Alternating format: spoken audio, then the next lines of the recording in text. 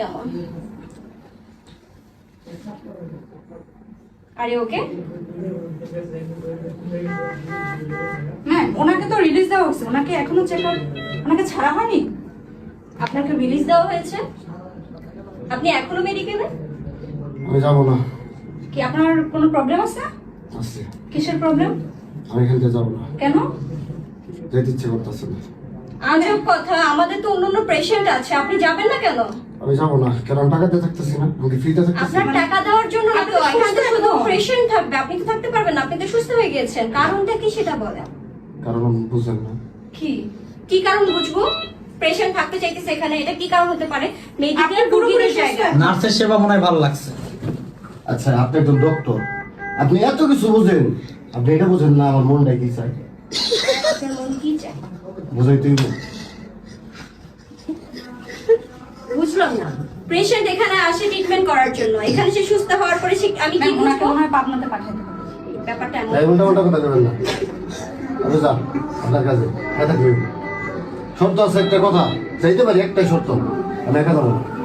কাকে নিয়ে একা যাবেন? যাবে না? ডাক্তার যদি আমার সাথে যায় তাহলে যাইতে পারি, তাছাড়া আমি থেকে যাবো। আস্তাগফিরুল্লাহ, আস্তাগফিরুল্লাহ, আমার মেডিকেলের কাজ, আমি কেন রোগীর পাশে যাব?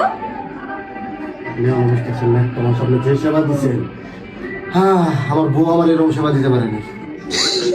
এটা আমাদের রেসপাইট কেয়ার টিমের কাজ। জীবনটা একা কাটাইতে চাই না, একটা তো সুখের প্রয়োজন নাকি? নার্স, গার্ড ডেকে নিয়ে আসো, ওকে বের করো। আমরা এই রুগী তো গত 3 মাস ধরে দেখতেছি। এই রুগী তো অনেক খারাপ অবস্থায় ছিল, আইসিইউতে ছিল। আমরা নিয়ে আসলাম, নাকে নল ছিল, আস্তে আস্তে খুলে দিলাম, ক্যাথেটার ছিল, আস্তে আস্তে খুলে দিলাম, ট্রাকিস্টমি ছিল, রিমুভ করে দিছি।